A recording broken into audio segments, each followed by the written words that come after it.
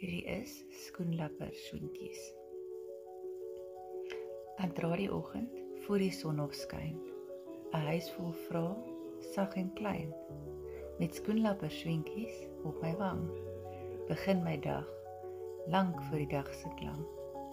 Ek dra die roetine, chaos en rus, liefde en hope, maar soms met 'n kus, van moegheid wat stil in my skouers bly sit, terwyl ek glimlag en net nie gil of fluit.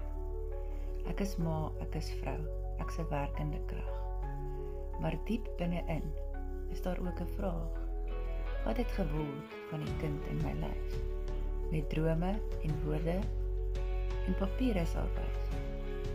Ek dra geduld soos 'n sagte rok, maar party dae voel dit soos 'n doring en stok. Dan los ek my drome stil op die bed, met skuld in my bors en 'n warrel van vrede. Ek verlang na die stilte, die diepblou see, 'n plek waar ek kan asemhaal en net wees.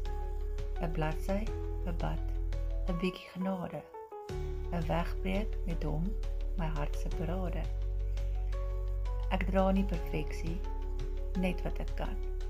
Struikel stil as dromer, so nou en dan. Ek dra nie altyd lig nie, soms selfs sug en pyn.